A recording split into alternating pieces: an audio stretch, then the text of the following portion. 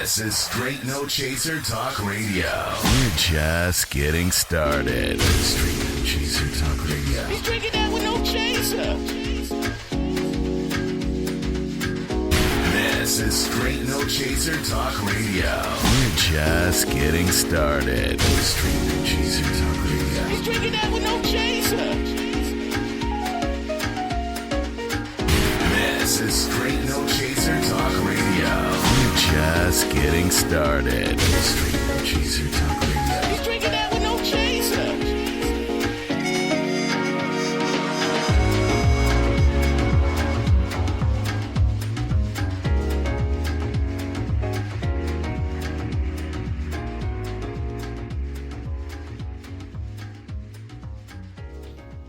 Hey, folks, how are you all doing? It is Thinbad and the Chief. Hey.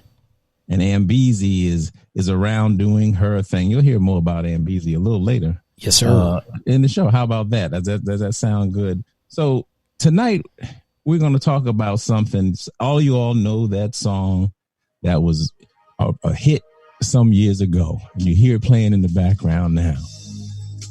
Mike, don't sing now, Chief. Don't sing. But so there's been this myth of the Superwoman. You know, that black women have to be, Superwoman, do everything, take care of everybody, do everything all the time, take care of everyone else but themselves, always have to be tough, always have to be the one handling all the business. But the question we ask is that, is the myth of the Superwoman, is it a blessing or a curse?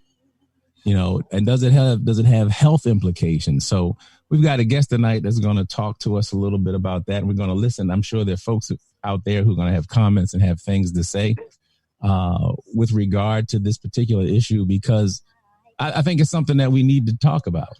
It's overdue. People have suffered from this. You've got there are a lot of misconceptions with regard to health and black women's health, and how this idea of being a superwoman, or the attitude of trying to be able to project that all the time, to be able to be everything to everybody, causes you to kind of lose out on what it is that you need to be doing to take care of yourself. So we've got Ms. Vernell Mitchell. She is with us. She is a center manager for a PACE program here in North Carolina. I believe in North Carolina. Am I right?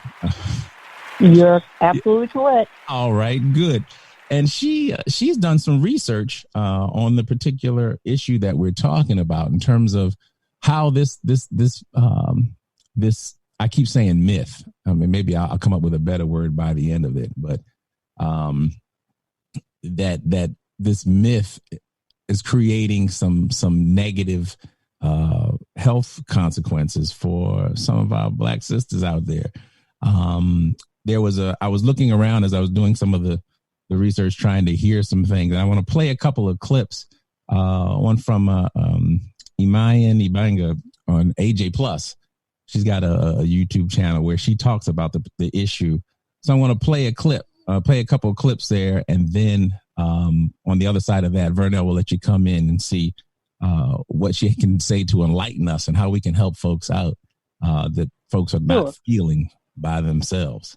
The thought of always being seen as strong and resilient may seem complimentary, but the Superwoman ideal has some substantial negative effects on Black women's health. It's so impactful that psychiatric nurse Cheryl Giscombe has spent the last 15 years studying the psychological stress and health of Black women. She's developed what she calls the Black Superwoman schema, and says there are 5 characteristics of the Black Superwoman. One is a perceived obligation to present an image of strength. The second is a perceived obligation to suppress emotions. The third is resistance to vulnerability or dependence on help from others. The fourth is a motivation to succeed despite limited resources. And the fifth is prioritization of caregiving or providing care to others, in contrast to balancing that with self-care. Giscombe says these factors are very likely impacting Black women's health in ways that aren't really being considered or widely researched.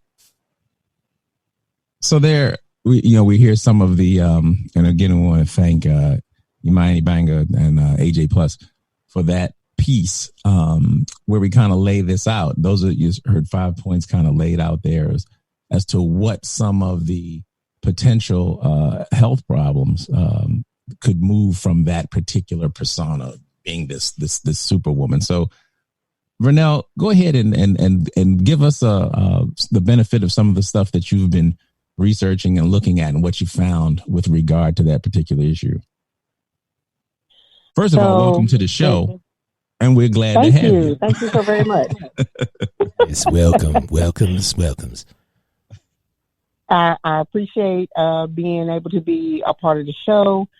To be quite honest with you, the first real experience that I had, with the perception of what Black women and just Black people in general, but in particular Black women, was in a class that I was having in my undergraduate studies. Okay. It was actually anatomy and a physiology class, and a couple of students afterwards were talking to the professor, and he said something that has not left me, and this was in 2006. And what he says was, in all of the books and all of the training that he had, it was perceived that the Black women were promiscuous, and in the books that he studied, yes, the professor actually said that. And he said that in the books, it was always being educated. The physicians that were being educated were educated on the fact that Black women were more promiscuous. And so when they came into the healthcare setting, you should know that already. And that was a part of the effects of how they receive treatment. And so my question was, well, where did they get their information and their data from? And they said in the health departments. And I said, well, what about, people who were in private practice? Was that information given to as part of data? And they said they had no idea. So I said, well, how did you get that data? I mean, where is that perception coming from? Right. So I was in another sociology class, and they said the exact same thing. They were saying Black people, and in particular Black women, were more promiscuous, and so they were more susceptible to sexually transmitted diseases. So when I asked the professor, where did you get your information from? She really couldn't even tell me where she got her information from. So I said, well, if you go do research in the health department, many of the people that have to access the health department are not just Black people. It is Caucasian people as well. So if white people who are in private practice and have private insurance, how do you know that they are not more susceptible to sexual transmitted diseases? And she couldn't answer me. So I've been on that kick ever since. And so in the research that I'm doing, I'm finding that more white women are susceptible to sexually transmitted diseases, but it's not reported because it doesn't have to be reported from private practice. Health departments have to report that information, but private practices don't have to report that information. So if socially, economically, Black people are accessing the health department, that information is being reported, but it doesn't truly reflect what is really going on. And so I was just devastated at that fact that doctors are being taught that Black people, Black women in particularly, are more adverse to sexually transmitted disease. So that started me thinking about, well, what other healthcare aspects are associated with Black people as opposed to white people. And it's just really astounding, the information that I'm receiving. Wow. So after the professor got up from the floor, because I'm sure somebody slapped him. Indeed. I can't believe that. Nobody said a word because at the time I was the only Black person in the group. I don't even want to know. We can find out later who the professor was. Are they still teaching? Can we straighten them out? I mean, I want you to come back with the research that you have and go back to that class and say, look here, sir, or madam.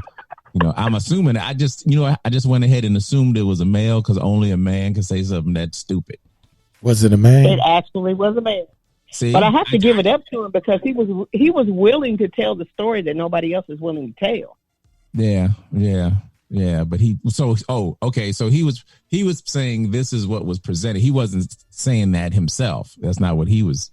He didn't believe that. He was just conveying. Okay. I feel better now. Yes, he wasn't believing that himself. He was trying to tell me. Okay, good. No, he was trying to tell me this is how they're taught. Okay. So when as black women, when we go into these offices and for whatever healthcare disparity, whatever healthcare issue that we have, they already have a preconceived notion of us. They sometimes in the research that I'm doing, they don't even realize that that's what's happening. So go ahead. No, I was gonna say. So the research that you're doing, are you just kind of researching? Is there a particular question that you're looking to answer with the research, or are you just trying to refute some of the things that you just mentioned? Because of the fact that you ran into so many people who just had this notion with no data to back it up. Are you looking? Because that what you mentioned is something that is the kind of thing that's out there, but we don't think about the fact that the private practice doesn't have to report the same way that these community health type situations, these clinics and things like that have to report. So that would create a skewed look. And I guess if everybody you're seeing coming in is looking, a particular way, and they're dealing with the same issues. They're not dealing with the issues at any greater rate than anyone else. It's just that it's being reported at a much higher rate than other folks. That's crazy. So really, I was really trying to refute that this was really what was happening. Gotcha. But in my current profession, in my PACE program, it's like a program of all-inclusive care for the elderly. And so I was originally hired as a memory care coordinator, which means I deal primarily with people with dementia. So that's a whole nother topic in itself compared to what Black people are going through when it comes to taking care of our people with dementia. So in one of my meetings, I had a Caucasian provider, and we were talking about a particular participant and what we needed to do to take care of this participant. And the participant happened to be not Black, but she was Hispanic. So she said she was making several racial comments as like, well, we were talking about her diet and she had some wounds. We were talking about any supplements that she may need. And what she said was, this was a white female physician. She said, well, all they eat is rice. So we need to, to get them some supplements. And I happened to have a Hispanic social worker, and she said, well, they're Mexican and they always eat rice. Well, the lady wasn't Mexican. She was from Colombia. So our social worker had to speak up and say, she's from Colombia. And I looked at our provider, and she really had no idea that there was a difference. And so I started thinking, well, if she has no idea there's a difference in Hispanics and the culture and where they originated from, she surely doesn't have an idea about African-American people, especially Black women. And I was just floored. And this is in 2019. And she's making these comments.